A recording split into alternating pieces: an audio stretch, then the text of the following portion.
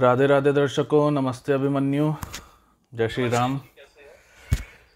तो दर्शकों, हमने पहले दो पॉडकास्ट किए अभी तक, अवधी भाषा पर किए। एक आनंद कुमार जी के साथ किया, एक बलराम जी के साथ किया। और मुझे आशा है कि आपको वो दोनों पॉडकास्ट पसंद आए होंगे, अच्छे लगे होंगे। आज हम तीसरा पॉडकास्ट कर रहे हैं। जैसे कि मैंने बताया था कि हम हर भारतीय भाषा पर एक एक पॉडकास्ट करेंगे। आज ये तीसरा पॉडकास्ट है और हमारे साथ आज एक बहुत ही अनूठा व्यक्तित्व है, अभिमन्यु। क्योंकि ये दो भाषाओं का संगम है, दो से अधिक भाषाओं का संगम है। तो मैं इसकी पृष्ठभूमि बताऊं तो अभिमन्यु, तुम ही बता दो अपना बैकग्राउंड, क्या है तुम्हारा बैकग्राउंड? तो धन्यवाद ऐश्वर्या भैया ऐसे इंट्रोडक्शन के लिए। मेरा नाम अभिमन्यु गुप्ता है। मैं अमेरिका में रहता हूँ। मेरा जन्म यहीं हुआ था और मैं 17 साल का हाई स्कूलर हूँ। अभी 12th स्टैंडर्ड में जा रहा हूँ अगले हफ्ते। तो ऐसे ही है कि मेरा जो बैकग्राउंड है वो इतना यूनिक है कि चैट जीपीटी को भी नहीं पता है कि ऐसे लोग एग्जिस्ट करते हैं। दरअसल क्या हुआ था कि 1000 साल पहले जब मारवाड़ी लोग इंडिया में पूरे जाकर के ट्रेड कर रहे थे, केरला में या कश्मीर में या उड़ीसा में या बंगाल में, ये लोग वहां सेटल हो गए थे। तो मेरा ये बैकग्राउंड है कि जो मेरे पितर थे वो मारवाड़ी थे पर कश्मीर में सेटल हो गए थे। थोड़ा ऊंचा। हाँ, तो मेरा जो ये बैकग्राउंड है कि मेरा पितर जो थे वो मारवाड़ी थे पर वो लोग जम्मू कश्मीर में सेटल हो गए थे। तो हमारा जो कल्चर है ये हमारे कल्चर बहुत मारवाड़ी है। Like we are very connected to our roots, हमारे मारवाड़ी जो रूट्स है। पर फिर भी हमें कश्मीरी कल्चर आता है, कश्मीरी भाषाओं आते हैं, कश्मीरी कपड़े भी पहनते हैं कभी कभार हम लोग। तो ये हमारे अधिक कल्चर है जो मुझे इतना पसंद आता है क्योंकि ये बिल्कुल संगम है। त्रिवेणी संगम नहीं है पर ये मेरा कल्चर का संगम है। मुझे क्या लगता था कि तुम्हारे पिताजी मारवाड़ी हैं, माताजी कश्मीरी हैं, ऐसा कुछ सीन है। नहीं, ऐसा नहीं है। मेरा माता जी कश्मीरी मारवाड़ी है और मेरा जो पिता है वो आधा मारवाड़ी है और आधा एक संगम है जो मैं आपको बता भी नहीं सकता हूँ। हजारों चीजें का संगम है मेरे पिताजी। तो अभिमन्यु एक प्रकार से भारत का रिप्रेजेंटेशन है, क्योंकि भारत के विभिन्न क्षेत्रों से पूरा मिल के मिश्रण होके अभिमन्यु में सारे जीन्स हैं, कश्मीरी, मारवाड़ी और भिन्न भिन्न स्थानों के। तो अच्छी बात। सारे पहाड़ी सब कुछ है, सारे आपको बता भी नहीं सकता हूँ।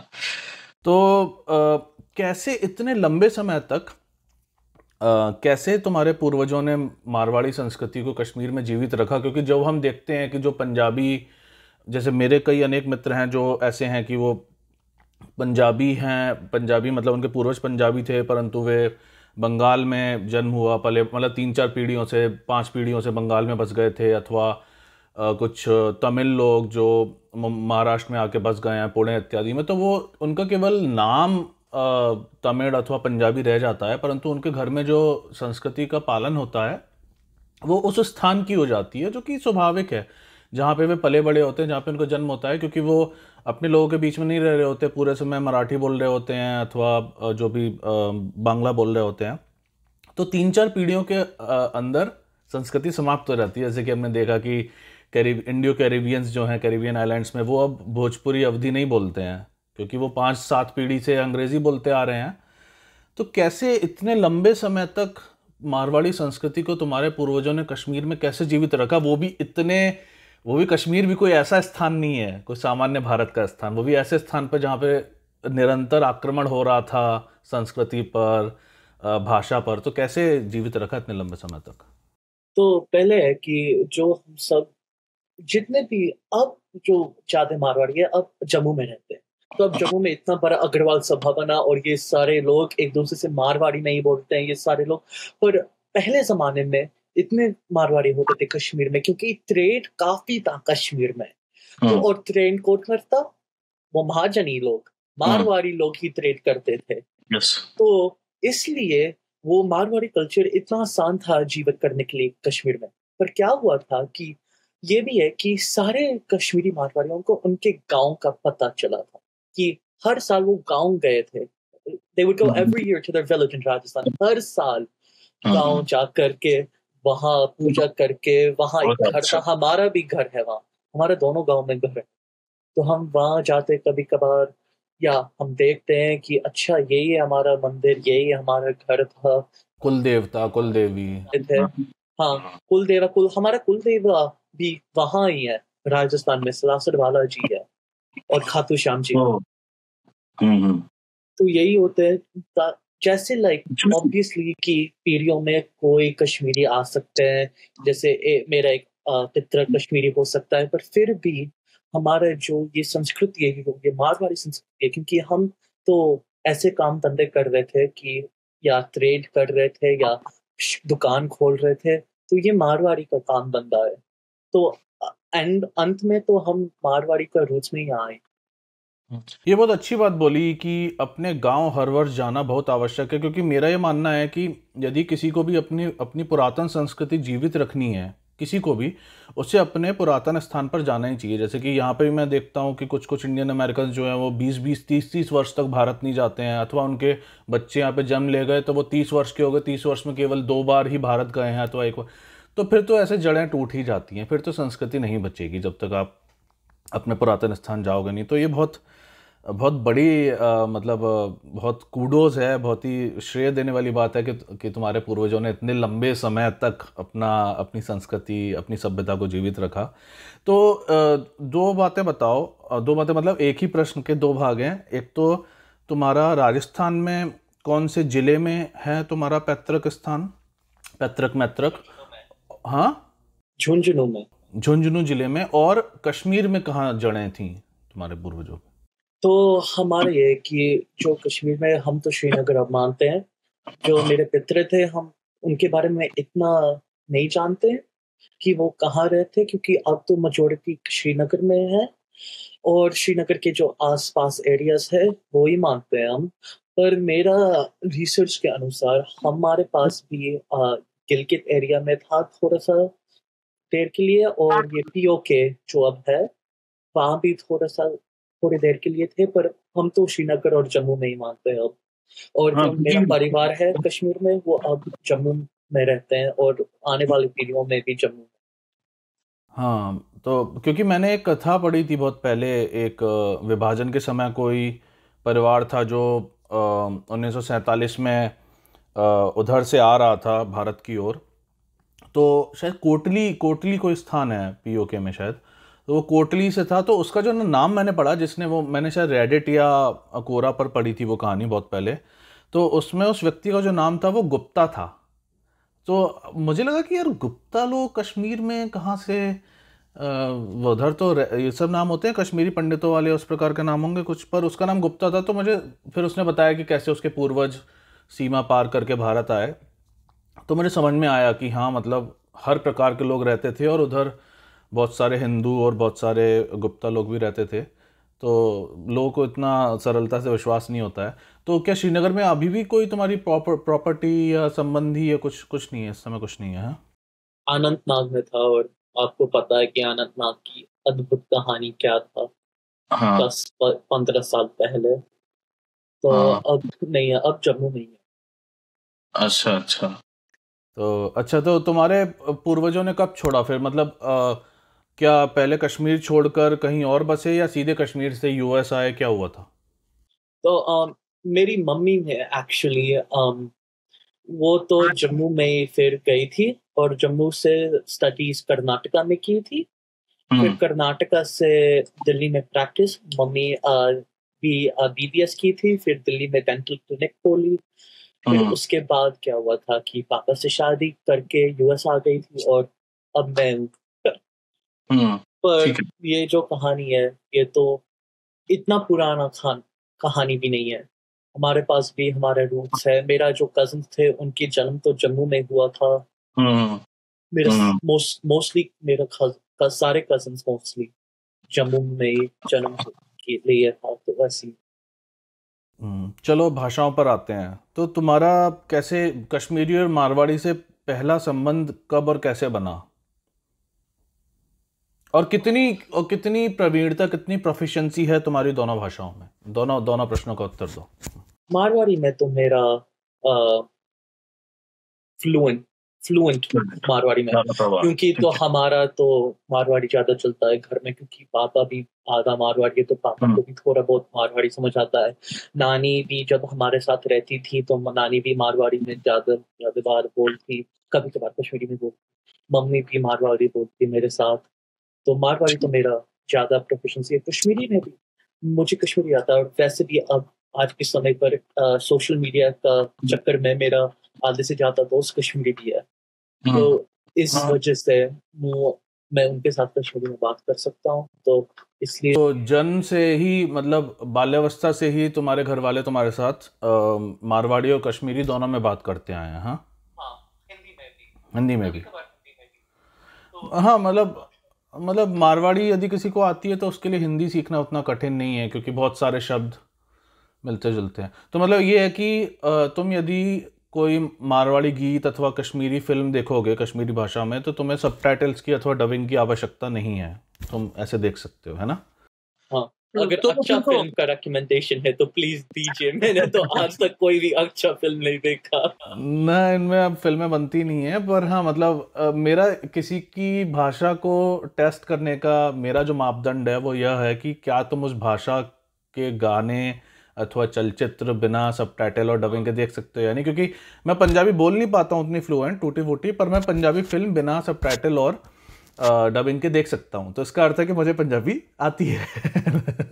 तो मैं तो लाइक कश्मीरी गाने सुन सकता हूँ, कश्मीरी भजन सुन सकता हूँ, और मैं तो अभी एक चीज कर रहा हूँ, जो सारी मीराबाई का जो सारी कविताएं है, जो लोग दरअसल क्या है कि आधे से ज्यादा मीराबाई की कविता कभी ट्रांसलेट नहीं हुए इंग्लिश में, तो मैं अब ट्रांसलेट कर रहा हूँ सारी मारवाड़ी मेवाड़ी भाषा से अंग्रेजी में, और ये इतना आसान है मेरे लिए, क्योंकि जो ये सारे शब्दों है, नानी ने ये सारी भाषा जो नानी की माँ थी उसको इतने सारे भाषा आते थे, और नानी ने सब सीखा मेरा परदादी से, परनानी से, तो ऐसे ही मेरा चलता है कि मैं भी इतना सीख सकता हूँ। तो जब तुम तो क्या आइडेंटिटी क्राइसिस कभी अनुभव हुआ कि अरे मैं यूएस में रह रहा हूँ तो मेरे को घर से बाहर सबसे अंग्रेजी में बात करनी है, फिर कुछ मेरे जैसे लोगों से हिंदी में बात करनी है फिर इतना स्विचिंग बिटवीन लैंग्वेजेस, कभी आइडेंटिटी क्राइसिस का अनुभव हुआ? नहीं। तो ये अफसोस का बात है कि बड़े दुख का बात है कि जब तक मैं 12 साल का था, मैं कभी हिंदी मारवाड़ी या कश्मीरी में नहीं बोलता। अनलेस नानी के साथ बात कर रहा था, मैंने कभी भी नहीं बोला हिंदी मारवाड़ी या कश्मीरी में। फिर 2020 आया और मैंने शुरू किया बोलने मम्मी पापा। कोविड में बहुत फ्री टाइम मिल गया है। फिर उसके बाद कोविड के बाद तो मेरा हाई स्कूल ये शुरू हुए, और मेरा हाई स्कूल में इतने सारे इंडियंस थे जो मैं उनके साथ भी हिंदी में बात कर सकता, और अगर कोई गोरे दोस्त भी है उनके साथ भी अंग्रेजी में बात कर सकता हूँ। पर मेरा आइडेंटिटी क्राइसिस कभी था ही नहीं, अब शुरू हो रहा है, क्योंकि मैं कर रहा हूँ कि मैं क्या ही हूँ भाई साहब, मैं कौन सा दाल का खिचड़ी हूँ। You are a global citizen. मैं कौन सा दाल का खिचड़ी हूँ, पर मेरा मेरा सौभाग्य था कि मैं लाइक दोस्तों के साथ एलिमेंट्री स्कूल में कभी भी हिंदी में नहीं बात कर सकता था। मम्मी पापा भी, मैंने उनके साथ अंग्रेजी में भी बात की है, नानी के साथ ही मैंने हिंदी में बात की है, तो ऐसे ही।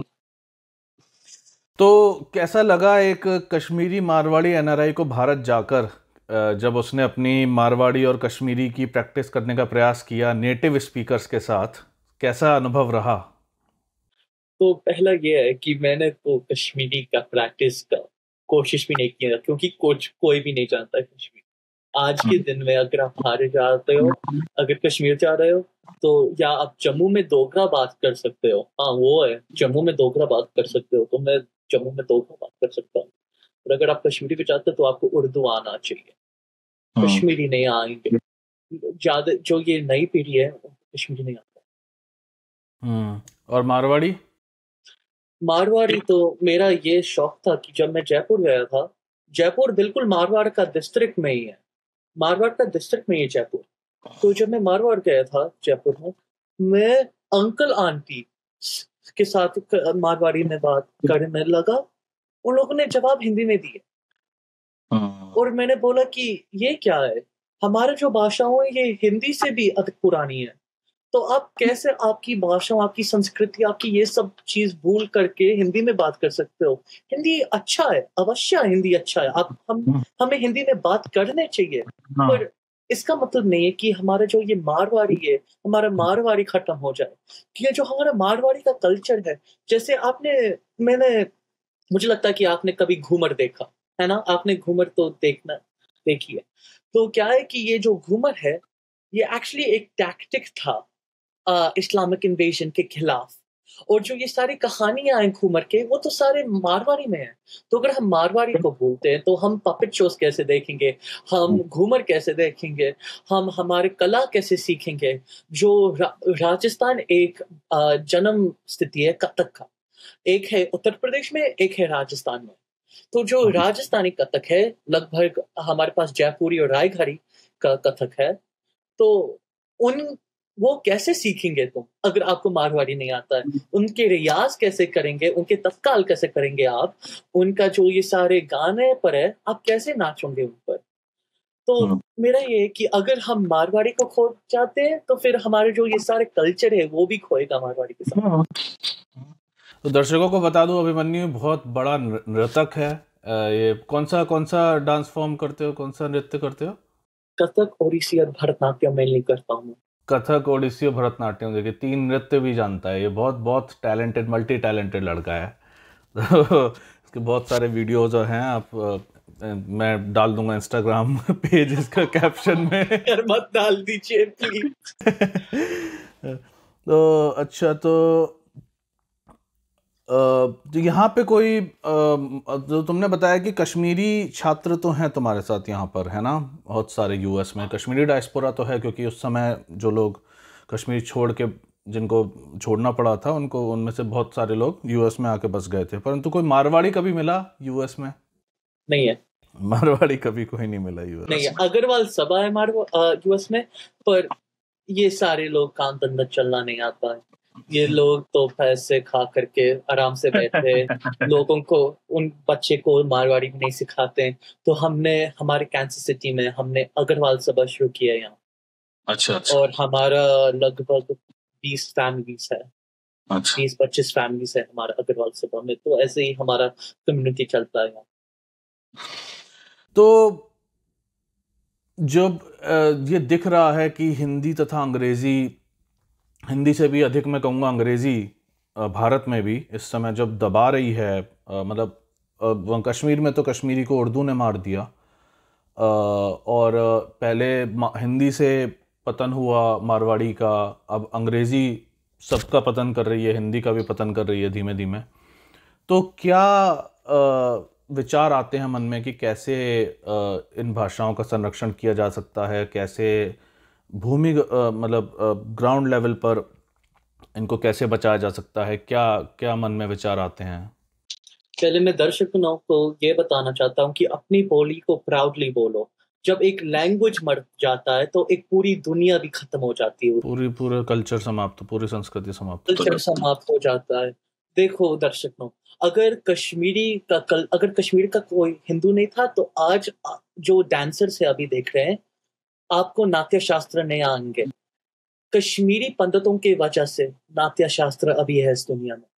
उन लोगों ने शारदा में लिखा था ताकि वो नाट्य शास्त्र खत्म नहीं हो जाए।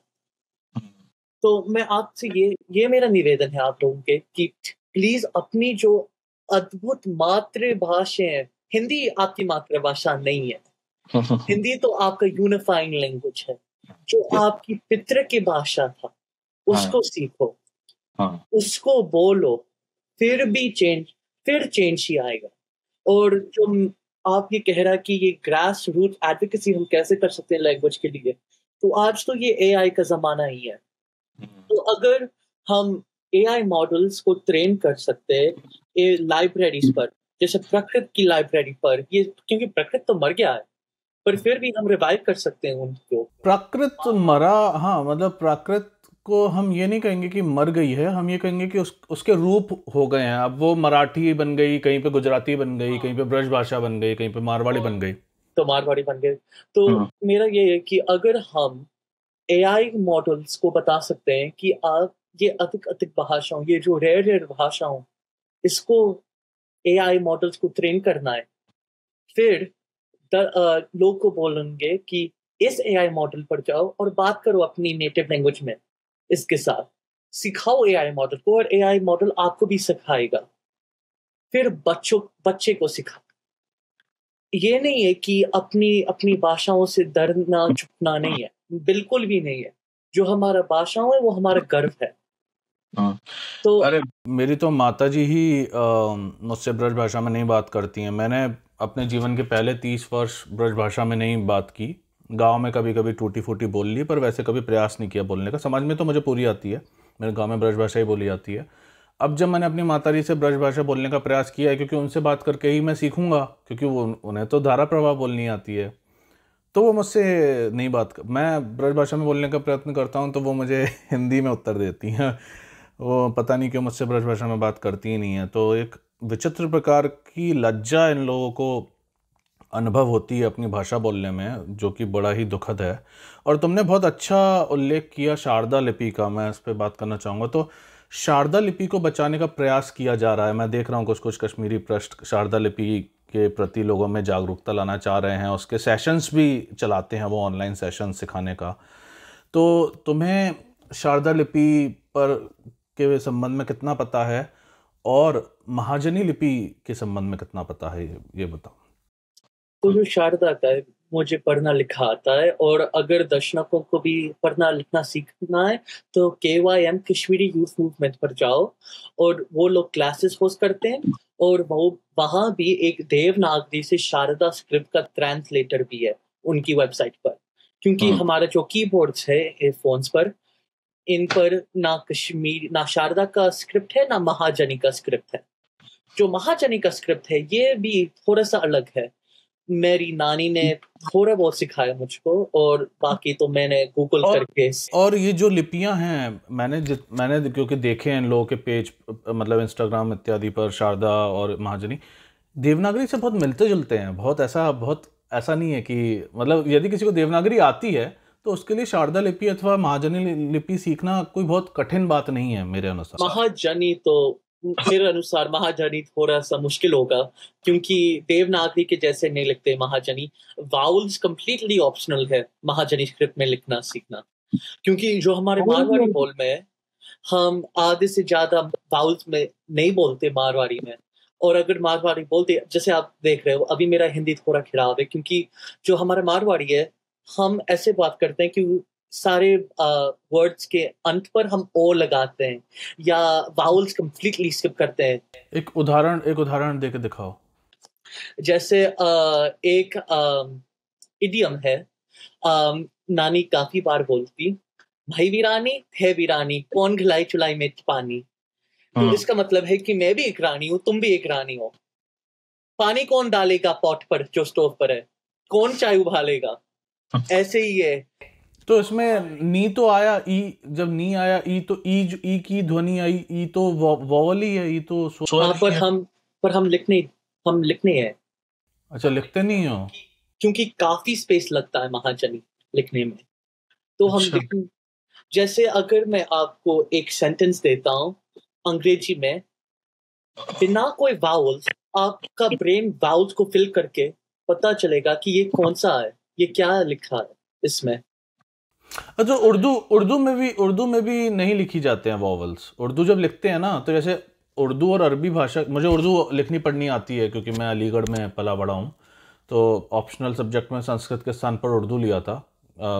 उस समय अलीगढ़ में लोग, अलीगढ़ मुस्लिम यूनिवर्सिटी के कारण सब उर्दू लेते थे, तो मैंने भी उर्दू ली थी। तो मुझे स्क्रिप्ट तो नस्तलिक लिपि ही है, अरबी फारसी उर्दू तीनों की नस्तलिक लिपि है, स्क्रिप्ट सेम है।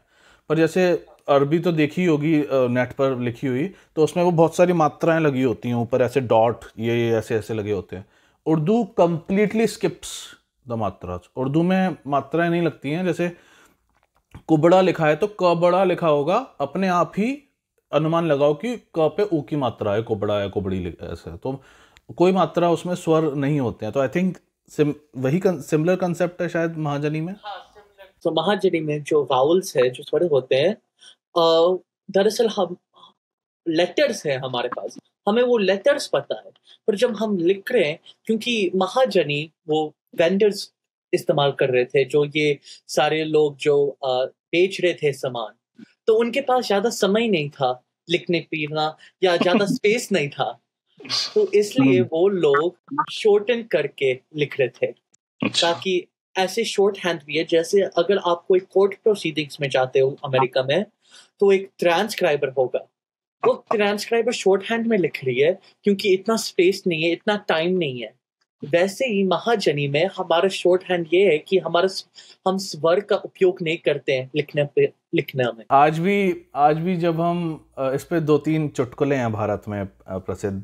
एक तो डॉक्टरों की हैंडराइटिंग का बहुत चुटकुला है भारत में, कि डॉक्टर जो लिखते हैं वो कभी किसी को नहीं समझ में आता है क्या लिखा है, आज तक नहीं समझ, वो केवल मेडिकल स्टोर वाला व्यक्ति ही समझ सकता है कि डॉक्टर ने क्या लिखा है, सामान्य व्यक्ति कभी नहीं पढ़ सकता। कभी कभार, और कभी हाँ। कभार केमिस्ट पूछता है कि डॉक्टर ने क्या लिखा है इस पर, जाके डॉक्टर से पूछो कि क्या चाहिए आपको। हाँ, और दूसरा ये जो महाजनी लिपि से, और ये याद आया कि जो व्यापारी व्यवसायी, मतलब नॉट व्यापारी व्यवसाय, मतलब बड़े व्यापारी व्यवसाय नहीं, जो छोटी छोटी दुकानें होती हैं भारत में, जिन्हें लाला जी कहते हैं, ऐसे शब्द है, तो वो जब लिखते हैं, मैं अभी गया था जब फरवरी मार्च में, तो होली के लिए शॉपिंग कर रहा था मैं, बहुत सारे ड्राई फ्रूट्स और कलर्स, ये रंग इत्यादि ये सब ला रहा था, गुजियाँ बनाने के लिए ये सब। तो 3-4 सहस्र रुपए का, 3-4 हज़ार रुपए की हमने क्रय विक्रय किया था। तो उसमें जो उस दुकानदार ने लिखा था, विक्रेता ने लिखा था, एक शब्द नहीं समझ, मतलब उन विक्रेताओं की भी लेखनी नहीं समझ, क्योंकि वो इतना, क्योंकि हम बोल रहे हैं आधा किलो काजू, 250 ग्राम बादाम, 100 ग्राम ये, तो वो इतनी तीव्र गति से लिखते हैं वो लोग, कि जैसे कि तुमने कहा ना कि उनके पास समय कम होता है, समय की अल्पता होती है, तो वो इतना तीव्र गति से लिखते हैं कि कुछ नहीं समझ में आता है विक्रेता लोग क्या लिखते हैं। तो ये 2-3 चुटकुले भारत में चिकित्सकों और विक्रेताओं को समझ में है, तो इससे मैं समझ सकता हूँ कि क्यों महाजनी लिपि में मात्राएं स्किप कर देते हैं वो लोग।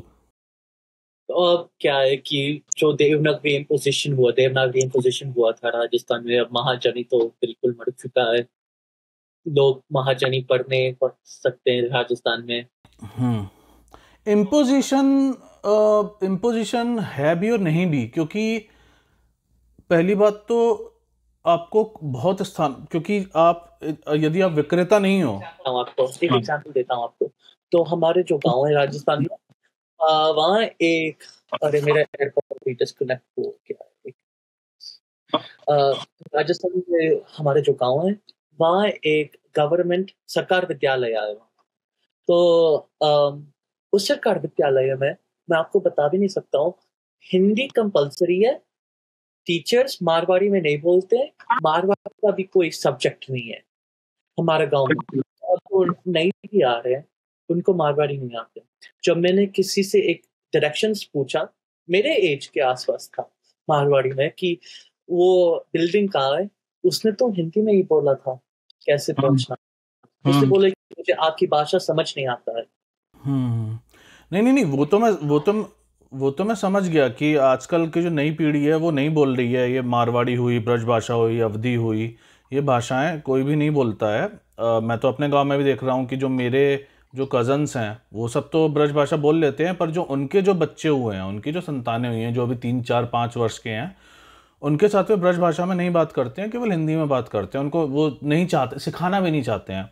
तो वो तो मैं समझ गया, पर मैं लिपि की बात कर रहा हूँ कि लिपि क्यों देवनागरी इम्पोजिशन को मैं पूर्ण रूप से ठीक नहीं मानूंगा कि देवनागरी इम्पोजिशन हुआ, ऐसा कहना ठीक रहेगा, क्योंकि महाजनी लिपि मुख्यतः महाजनों ने, जो विक्रेता थे, जो ये व्यवसायी व्यापारी थे, इन्होंने डेवलप की थी तीव्र गति से लिखने के लिए, जो उनके मतलब काम आए। परंतु यदि आप खरीदारी का काम नहीं कर रहे हो, यदि आप क्रय विक्रय का कार्य नहीं कर रहे हो, यदि आप सामान्य दैनिक कार्य कर रहे हो, यदि आपको पत्र लिखना है, एक राजा को दूसरे राजा को पत्र लिखना है, या मुझे किसी दूसरे सामान्य व्यक्ति से बात करनी है, तो मैं तो स्वरों को या मात्राओं को स्किप नहीं कर सकता ना। मुझे तो पूर्ण वाक्य लिखना, यदि मुझे मंत्र पढ़ने हैं संस्कृत के, तो मैं वो महाजनी लिपि में नहीं लिख सकता, मुझे तो देवनागरी में लिखने पड़ेंगे, या किसी ऐसी लिपि में लिखने पड़ेंगे जिसमें सारी मात्राएं, जिसमें उसका ठीक ठीक उच्चारण कर सकूं। तो मैं ये तो नहीं कहूँगा कि देवनागरी इम्पोजिशन हुआ है, हुआ भी है, नहीं भी हुआ है।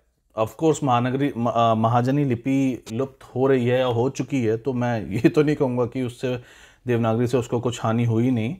परंतु हाँ, यदि जहाँ तक संरक्षण की बात आती है तो मेरा ये मानना है कि विद्यालयों में तो पढ़ानी ही चाहिए ये भाषाएं और ये लिपियाँ।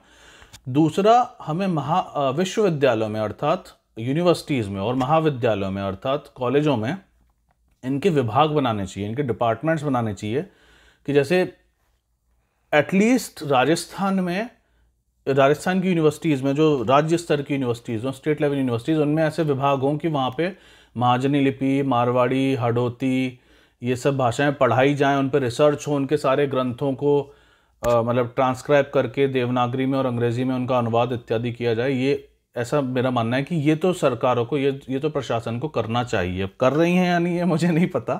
नहीं कर रहे हैं। और ये मेरा भी है कि अगर कोई भी देख रहा है, अगर आपको कोई भी जानते हो, तो प्लीज इनको ये बताओ कि हमारे जो भाषाएं अभी भी, पुरानी पीढ़ी अभी भी, बड़े बुजुर्ग लोग अभी भी है, पर जब वो लोग चले जाएंगे फिर नहीं बचनी है, तो फिर खत्म हो जाएंगे ये सारी चीजें। अभी भी हमारे पास 10-20 साल है। हाँ, बस केवल 10-20 वर्ष ही हैं। 10-20 वर्ष में जैसे ही हमारी पुरानी पीढ़ियों का देहांत हुआ, फिर ये भाषाएं बोलने वाला कोई नहीं बचेगा, फिर तो ये सारी लुप्त ही हो जाएंगी धीमे धीमे। मम्मी ने एक चीज बोला था मुझको कि जब हम पिंडदानम कर रहे हैं, हम इनका पिंडदानम नहीं कर रहे जो गया, हम उनका पिंडदानम कर रहा है जो कल्चर सरवाइव नहीं हुआ, जो नॉलेज नहीं दी। आई थिंक, मुझे लगता है ये बहुत ही भयंकर वाक्य, ये इतना जबरदस्त वाक्य बोला है तुम्हारी माताजी ने कि मैं तो इतना सारा ज्ञान जाते हैं बड़े लोग के साथ। जैसे मेरा जो दादाजी था, उसका पिताश्री ने कितने बार उसको सिखाना चाहिए, उसको सिखाने का प्रयास किया। हाँ, सिखाना करने का प्रयास किया। मेरा दिमाग में मारवाड़ी चल रहा था तो मैंने बोला कि हिंदी में कैसे बोलूं मैं। तो प्रयास किया था कि आपको ऐसे करना है, ये रेमेडी ऐसे बनता है, अगर दर्द है यहाँ तो ऐसे करना है। मेरा दादाजी ने कभी नहीं सुना। तो जब मेरा परदादा का देहांत हो गया, निधन हो गया, भगवान विष्णु ने बुलाया, तो जब मेरा दादा पिंडदानम कर रहा था, वो व्यक्ति, वो मेरा परदादा का पिंडदानम नहीं कर रहा था, मेरा परदादा का जो ज्ञान था का पिंडदानम किया उसने। I think this is like the most amazing thing I have heard in the whole month. ये तो बहुत ही वायरल रील बनने वाली लाइन बोली है। ये तो रील वायरल। जब हम अस्थि और गंगा जी में डालते हैं, तो हम इसलिए नहीं डालते हैं कि हम कहते हैं कि ये आत्मा है उसको शांत हो, नहीं, हम इस कह रहे हैं कि जो ये ज्ञान है, जो पूरी संस्कृति सभ्यता, इस व्यक्ति के पास जो ज्ञान था, जो इस शरीर में फंस गया था, जो किसी को नहीं पता चला था, इस ज्ञान को स्वीकार करो, इस ज्ञान को ले लो मैया गंगा, और गंगा में डालते हैं, और जो वो ज्ञान है वो गंगा में ही वापस जाते हैं, क्योंकि गंगा तो शिव जी का जटा से आता है, तो ज्ञान शिव जी से आता है और शिव जी से हो जाता है। तो यही है कि जब हम, पर ये लाइन जो मेरी मम्मी ने बोला कि जब पिंडदानम कर रहे हो, ये मत सोचो कि हमारा पिंडदानम कर रहे हो बेटा, नहीं, जो आपने नहीं सुना था, जो हमारा बात नहीं सुना था, जो ज्ञान दे रहे थे हम आपको, उसका पिंडदानम कर रहे हो। नहीं, ये तो बहुत भारी बात, बहुत ही चिंतन मनन मंथन करने वाली बात बोली है तुम्हारी माताजी ने। इस पर विचार करना चाहिए, विचारणीय है ये कि कैसे हम अपनी, इसी कारण मैं जब अभी गांव गया था होली पर भारत, तो ब्रज भाषा में होरियां गाई जाती हैं।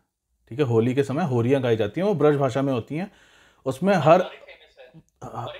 हर होरी में कोई एक कथा होती है, कोई शिव जी की कथा होगी, कभी देवी जी की कथा होगी, कभी राम जी की कथा होगी, कभी कृष्ण, कोई ना कोई एक लीला बताई होगी 10, 12, 15 वाक्यों में।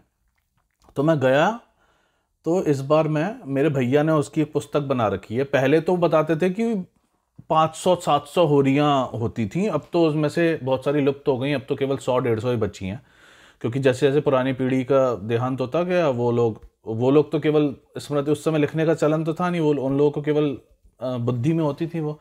अब 100-150 बची। तो मेरे भैया ने उन्हें लिख लिया एक पुस्तक में। 100-150 तो नहीं लिखी थी, पर 30-40 लिखी हुई थी। तो मैं जब गया अब की बार, तो मैं उन सब के चित्र खींच लाया फ़ोन में, कि जब मेरे पास धन हो जाए, जब मेरी नौकरी लग जाएगी, मेरे पास थोड़ा धन होगा, तो मैं इन होरियों को संगीतबद्ध करके, इनको म्यूज़िक में, इसको स्टूडियो में गवा के, इनको म्यूज़िक में कन्वर्ट करके और इनके वीडियो अपलोड कर दूंगा यूट्यूब पर, ताकि आने वाली पीढ़ियों के लिए सदा वो होरियाँ रहें, लुप्त ना हों। तो ये बहुत आवश्यक है, क्योंकि जैसे जिस प्रकार हमारी दादा दादी नाना नानी की पीढ़ी जा रही है, सारी जो कुछ कई तो ऐसे शब्द होंगे जो अगली पीढ़ियां कभी समझ भी नहीं पाएंगी, यदि वो पढ़ भी लेंगी पुराने ग्रंथों में। जैसे कि हमारे ब्रज भाषा की, हमारे गांव में बोला जाता है खिड़की को जंगला, ठीक है, खिड़की को जंगला बोला जाता है। अभी यदि मैं आज नगर में जाऊं, किसी से कहूं कि जंगला बंद कर दे, जंगला बंद कर दो, तो वो अनुमान भी नहीं लगा पाएगा कि जंगला खिड़की को कैसे बोल सकते हैं, क्योंकि वो मिलता जुलता शब्द नहीं है ना, बहुत भिन्न है। तो आने वाली पीढ़ियां यदि कभी पुराने किसी ग्रंथ में पढ़ भी लेंगी कि जंगला लिखा है, वो अनुमान भी नहीं लगा पाएंगी कि इसका अर्थ क्या हो सकता है।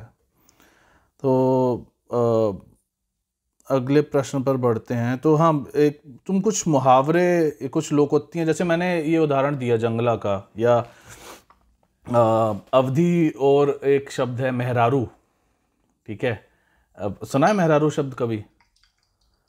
सुना था। मेहरारू का अर्थ पत्नी को कहते हैं मेहरारू, ठीक है।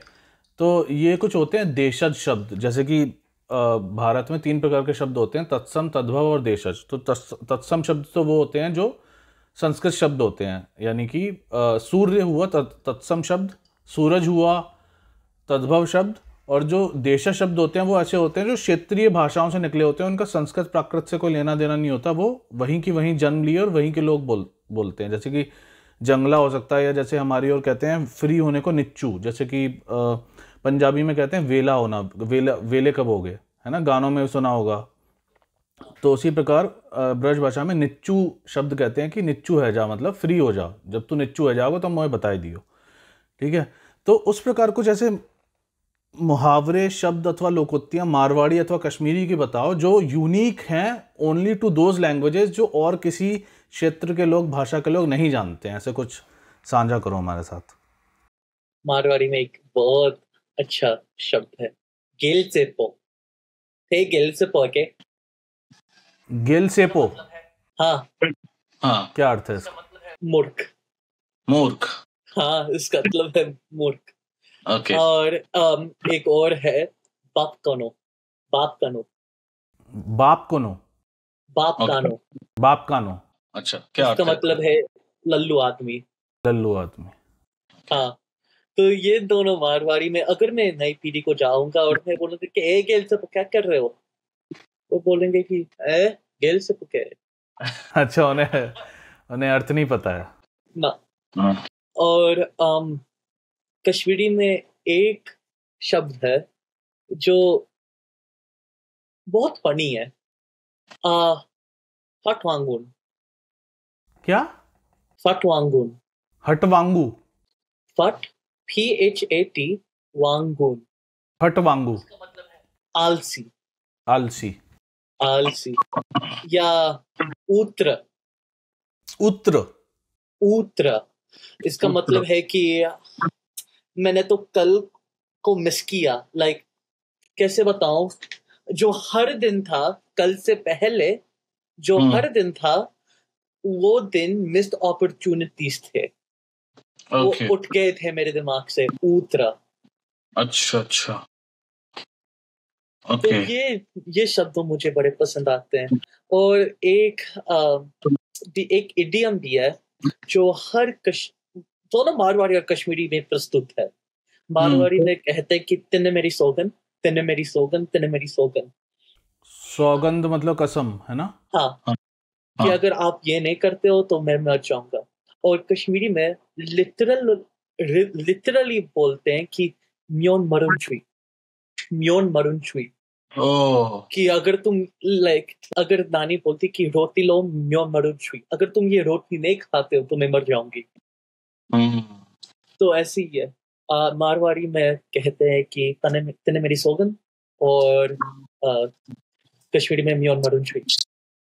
ओके ओके तो तुम यहाँ पर जब जो यहाँ पर जो बॉर्न एंड ब्रॉट अप हैं कश्मीरी डायस्पोरा के बच्चे, तुम्हारे पीढ़ी के, तुम्हारी आयु के, वो लोग आपस में कश्मीरी में बात, उनको कश्मीरी आती है क्या, अथवा ज्यादा कश्मीरी आते हैं। अधिकतर लोगों को कश्मीरी आती है? जो मेरे दोस्त हैं उनको कश्मीरी आते हैं। मेरा कश्मीरी इतना खास नहीं, इतना अच्छा नहीं है, क्योंकि मैं तो अधिक मारवाड़ी में अधिक बोलते हो। हाँ, नहीं नहीं, अच्छी बात है, क्योंकि मैं तो यहाँ पे कई ऐसे परिवारों को देखता हूँ, हिंदी बोलने वाले परिवारों को, गुजराती बोलने वाले परिवारों को, तमिल बोलने वाले परिवारों को, जिनके बच्चों को हिंदी, गुजराती, तमिल आती ही नहीं है, क्योंकि उनके माता पिता उनसे केवल अंग्रेजी में बात करते हैं यहाँ पर। मेरा पापा क्या करते थे कि जब मैं सो रहा था तो मीरा बाई का गाना सुनाकर ही लोरी, लोरी जो थे, जैसे राधा प्यारी या या राज, क्योंकि मेरा पापा भी आधा थोड़ा सा राज है, मेरा पापा में भोजपुरी भी है, तो पापा इन सभी कविताओं को भी सुनाया। और जो मेरी नानी थी, तो नानी ने बहुत कश्मीरी भजन, जैसे हल्लमो हल्लमो या ऐसे मीराबाई की जो इतने भजन है, उन सब को गा चुकी। जैसे मीराबाई भजन ट्रेंड हो रहा था कपल मंथ को, सांवरिया परनाई, जो ऐसे करता है कि राने वररा कई पर नीजो चल। अरे ये तो बहुत बहुत प्रसिद्ध है, इसके तो करोड़ों व्यूज हैं। हाँ, पर लोग क्या कर रहे थे कि वो जलम जलम को जन्म जन्म बना रहे थे, पर मारवाड़ी में हम जन्म नहीं करते हैं, हम जलम कहते हैं। तो असलियत में राने वररा कई पर नीजू जलम जलम मर जाए, वर पर नीजू सांवरो अमर चुरो होई जाए। बहुत सुंदर, बहुत सुंदर, ये बहुत अच्छा बताया, क्योंकि आजकल लोग उच्चारण ठीक नहीं करते हैं भारतीय भाषाओं के शब्दों का, मैंने बहुत देखा है। और तुम कुछ ये भी बता रहे थे, रूप की रोवे करम की खावे, क्या क्या अर्थ है इसका? रूप की रोवे करम का खावे। हाँ। अगर अगर एक इंसान लुक्का छुपी कर रहा है, या एक इंसान उनके रूप बदल रहे हैं, जैसे एक बंदे के साथ बड़े अच्छे से बात कर रहे हैं, फिर जैसे वो बंदे पीछे दिखाए, उस बंदे को पीछे में गोली मारते हैं, ऐसे लोग उनके पास भी उनके कर्म आएंगे। इसको हिंदी में कहते हैं मुंह पे राम बगल में छुरी, या मुंह पे राम पीठ में छुरी, ऐसे करके। तो इनकी कर्म आते हैं, और जब उनके कर्म आते हैं 10 गुने में आते हैं। जैसे हम तो जो लोग कोई सीधे साधा लोग नहीं है, उनके कर्म भी सीधे साधा नहीं होगा। बहुत सुंदर। और जो सबसे प्यारा इडियम है कि भाई भी रानी तह भी रानी कौन घुराए चूल्हे में पानी। क्या क्या अर्थ है इसका? मैं भी एक रानी हूँ, तुम भी एक राणा। अच्छा हाँ, बताया था। तो मेरा सबसे फेवरेट है। हमले में पानी को, पेड़ों को पानी कौन डालेगा? हाँ, हम सब में घमंड है। मेरे अंदर घमंड है, आपके अंदर घमंड है, पर काम को कौन करेगा? तुम तो करने वाला नहीं हो, मैं भी नहीं करूंगा, तो कौन करेगा काम? जब छोटे भाई बहन होते हैं तो वो कहते हैं ना, तू पानी ले आ किचन से, तू पानी ले आ ना, वो जा रहा। और छोटे भाई ये भी कहते कि मैं भी रानी, भाई भी रानी, तै भी रानी, कौन को लाए कुछ चल रहे हैं पानी। तुम कश्मीरी पंडित या कश्मीरी प्रवासी एक्टिविज्म में भी बहुत एक्टिव हो, उसके संबंध में हमें कुछ बताओ कि क्या क्या हो रहा है, क्या क्या चल रहा है आजकल? तो बहुत जागरूकता हो गई है लोगों में, विशेषतः कश्मीरी फाइल्स बनने के पश्चात से, परंतु यहाँ पर क्या हो रहा है यूएस में, और क्यों इतना बड़ा डायस्पोरा है कश्मीरी पंडितों का, कश्मीरी हिंदुओं का यूएस में? क्यों वो आए अचानक से भागकर? उस पर थोड़ा सा हमें कहानी बताओ उसकी। अगर तुम लोग उनकी जो जन्म स्थान है, उनकी जो लैंड है, उनको भगाते हैं, तो लोग कहाँ जाएंगे? लोग तो हम्म, वहां जाएंगे जहां असाइलम मिलता है, जहां सेफ्टी मिलता है। अगर लोगों को आप हजारों वर्ष के लिए परसिक्यूट करेंगे तो लोग तो तो भागेंगे। नहीं नहीं, एक एक बात बताओ, तुमने बोला असाइलम, तो क्या ये जो कश्मीरी पंडित लोग जो उस समय कश्मीर छोड़कर आए थे यहाँ पर, वो असाइलम फाइल कर कर असाइलम लेकर आए थे? कोई असाइलम लेकर आए थे, कोई दिल्ली में जाकर सेटल करके यूएस आए थे। तो यदि यूएस ने कश्मीरी पंडितों को असाइलम दिया, इसका अर्थ है कि यूएस ने रिकॉग्नाइज किया कश्मीरी पंडित जेनोसाइड को, क्योंकि असाइलम तो तभी दिया जाएगा when you recognise that they have a threat in Bharat. तो क्या उस समय यूएस ने एक्सेप्ट किया था? हाँ, अंदर से, पर क्यों बाहर क्यों बोलेंगे जब उनकी काम चल रहा है? यूएस ने सारे किया। मैं बोल नहीं सकता हूँ ज्यादा इस बारे में क्योंकि यूएस में रहता हूँ मैं, पर अगर तुम देखते हो ये सारी चीजें तो नहीं नहीं, यूएस ने ही उस समय पाकिस्तान और अफगानिस्तान के जिहादियों को, जो यूएसएसआर से लड़ने को जो पूरा आर्म्स एंड एम्यूनिशंस प्रोवाइड करवाए थे, they trained jihadis in Pakistan to fight against Soviet Union. सबको पता है। लश्करी तैयबा है, लश्करी तैयबा या जम्मू कश्मीर लिबरेशन फ्रंट, इनकी पैसा पाकिस्तान प्रोवाइड करते हैं और पाकिस्तान का आधा से ज्यादा पैसा तो अमेरिका। हमने अभी देखा अब अप्रैल में पहलगाम से बाद क्या हुआ था कि पाकिस्तान ने आईएमएफ गया और यूएस ने छुटकर पाकिस्तान को हम्म, लोन दिया आईएमएफ से। नहीं नहीं, ये तो चलो अभी की बात है, पर उस समय भी जो कश्मीर में जो जो उसके तो वीडियोस हैं ना इंटरनेट पर, कि Kashmir CIA and US administration actually trained jihadis in Pakistan to fight against Soviet Union, और फिर वही जिहादियों ने जाकर कश्मीर में पूरा ये सब किया था। तो यूएस का हाथ था। बट मेरे को ये आश्चर्य हो रहा है कि यूएस ने असाइलम कैसे दिया कश्मीरी पंडितों को, क्योंकि असाइलम देने का अर्थ है कि US recognise that they are facing a genocide in Bharat, तभी accept, US will have to accept that, right? पर क्या ये हुआ था? Did US accept and admit that? तो फिर असाइलम कैसे दे रहा था? मुझे पता ही नहीं, पर मुझे पता है कि कोई लोग असाइलम लेकर आए थे, या ये भी हो सकता है कि लोग दिल्ली गए थे और दिल्ली के बाद यूएस में शिफ्ट हो गए। पर जो आधे से ज्यादा लोग थे पहले जम्मू में शिफ्ट हुए। मोस्ट हम्म, ये सारे कश्मीरी हम्म, पहले हाँ, जम्मू शिफ्ट हुए। हम्म, डोगरे लेकर गए थे पंडितों उनकी घर में, या कैंप्स भी सेटअप हुआ था। हम्म, फिर उसके बाद जो हमारे जो ये इतने ट्रक्स आते हैं ना सड़क पर इंडिया में, तो पंडितों में जो ऊपर का ट्रंक का जो एंट्रेंस है उसमें घुस घुस करके क्योंकि हर थाने पर, हर सीमा पर एक मिलिटेंट स्टैंड हो रहा था चेक करने के लिए कि इसमें कोई काफिर ना हो। Let's not call them militant, let's call them what they are, terrorist. They were terrorist. हाँ, आतंकवादी, हाँ।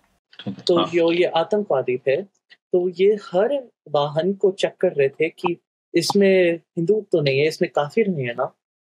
तो जो ये हिंदूज थे उनको हाइड करने, लुक्का छुपी खेलना था सच्ची में आतंकवादी के साथ। या ज्यादा के ज्यादा लोग तो मुसलमान का सारे कपड़े पहन करके वेश बिल्कुल रूप पकारा मुस्लिम। अपनी बिंदी हटा दी, वो कानों में पहनने वाला हटा दिया, क्या कहते हैं उसको, एक शब्द होता है ना। मैं तो भूल गया, हम तो हाँ, झुमके। वो और वो सिर पे वो सब हटा के, मतलब हिंदू मार्क्स हटाकर तब जाके वो जम्मू। नहीं नहीं नहीं, फिर भी हिजाब पहना था। और आपको शहादा जानना था, शहादा पूरे से जानना था। वही जो अभी कश्मीर में पहलगाम में जो पूछा था पर्यटकों से कि शहादा बोल के दिखाओ, है ना, वही वही चीज है। अगर तुम कश्मीर में जाते हो, किसी से भी कश्मीरी हिंदू से पूछो कि आपको शहादा आता है, तो सब बोलेंगे हाँ हमें आता है। वो सब ही बोलेंगे कि हाँ हमें शहादा आता है। वो सब कहेंगे कि ला इला इलाहा, सबको पता है। और कश्मीरी पंडितों को शहादा आता है क्योंकि उन्हें वो एक आवश्यकता थी जानना, यदि नहीं जानेंगे तो वो मारे जाएंगे, है ना। हाँ उस समय के सारे कश्मीरी पंडितों को शहादा सिखाया जाता था घर पर, है ना। हाँ जी। ये बहुत दुखद कथा है। चलो, और क्या? बस मैं लोग को यह कहना चाहता हूँ कि अपनी अपनी भाषाओं से मत डरो। हमें गर्व लेने चाहिए। या अगली बार जब आप वृंदावनम करोगे तो अपनी माता पिता का पिंडदानम नहीं करोगे तुम, आपकी जो खोज हुआ संस्कृति का पिंडदानम कर रहे हो तुम, और ये उसका पिंडदानम कभी भी मत करो।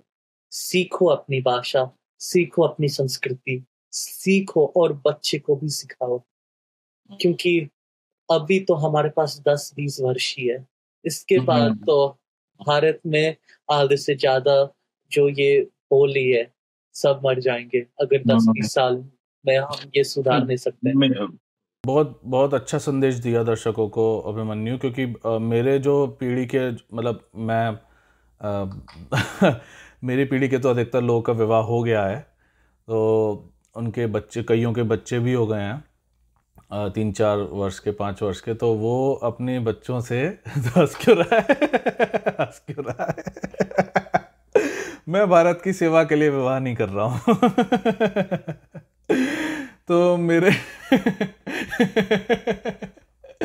मेरे जो मित्रवर हैं वे अपने बच्चों से केवल अंग्रेजी में बात करते हैं, अपनी भाषा में बात ही नहीं करते हैं, किसी भी पृष्ठभूमि की हो, चाहे वह मराठी हो चाहे वह गुजराती हो, जो भारत में जो रह रहे हैं लोग। मैं यहाँ यूएस की नहीं बात कर रहा हूँ, यूएस वाले तो करते ही नहीं है, उनसे तो मैं आशा भी नहीं करता हूँ पर जो भारत में रह रहे हैं विशेषतः बड़े नगरों में, दिल्ली, मुंबई, बेंगलुरु, हैदराबाद, यहाँ जहाँ पे अधिकतर नौकरियाँ हैं, ऑफिसेज हैं उनके, वे लोग अपने बच्चों को अपनी भाषा सिखा ही नहीं रहे हैं। और पंजाब वाले में, क्योंकि मैं पंजाब में पढ़ा हूँ, मेरे अधिकतर मित्र पंजाबी हैं, वो अपने बच्चों से या तो अंग्रेजी में बात करते हैं मुख्यतः, कभी कभार हिंदी में बात कर लेते हैं, पंजाबी में बात कर ही नहीं रहे हैं। विशेषतः पंजाबी हिंदू परिवार ऐसा करते हैं। पंजाबी जो सिख होते हैं वे तो अपनी संस्कृति और भाषा के प्रति बड़े सजग होते हैं, और वो अधिकतर दे मेक श्योर, मतलब 99% सिख परिवारों में they make sure that the kids learn Punjabi, क्योंकि वो आवश्यक है और होना भी चाहिए,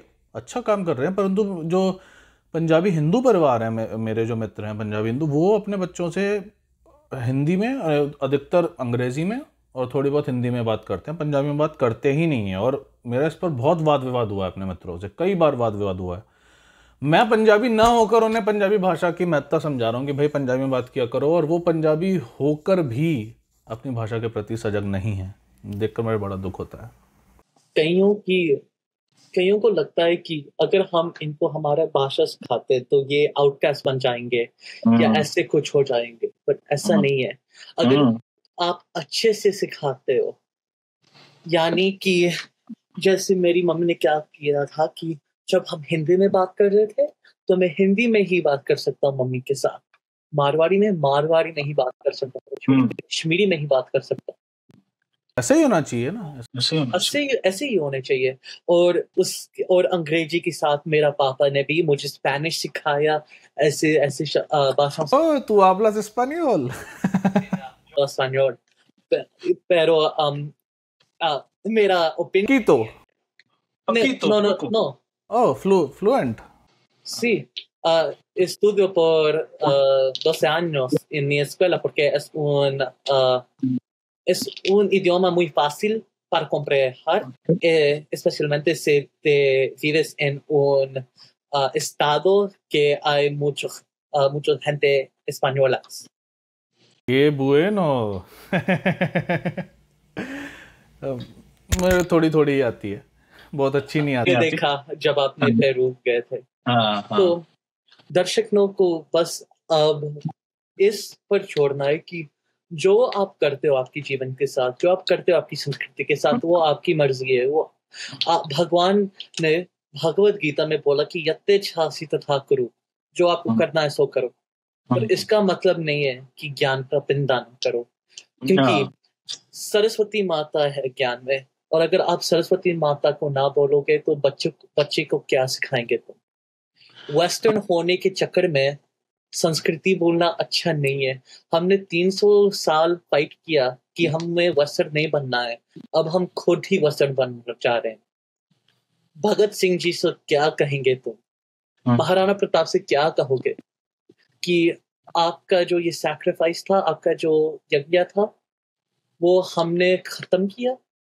आपका जो लड़ाई था हमने खत्म किया? नहीं। हमारे पास हजारों कल्चर्स है भारत में, होने मत। हम्म, ना हमारी संस्कृति इनकोडेड है भाषा में, भाषा समाप्त हो जाएगी तो वो संस्कृति भी समाप्त हो जाएगी, वो पूरा इतिहास हमारी संस्कृति का भाषा में ही इनकोडेड है। तो बहुत अच्छा लगा अभिमन्यु तुमसे बात करके, बहुत बहुत धन्यवाद समय निकालने के लिए। और मुझे आशा है कि दर्शक कुछ सीखे होंगे तुम्हारी बातों से। और तुम्हारी माता जी की जो बात है वो तो एकदम यहाँ पे लगी है हृदय में, सटीक रूप से एकदम चुभी है, सीधे वार किया है उसने। और पुनः भेंट होगी, पुनः किसी विषय पर दोबारा चर्चा करेंगे। अवश्य। जय श्री राम, राधे राधे। जय श्री राम, राधे राधे।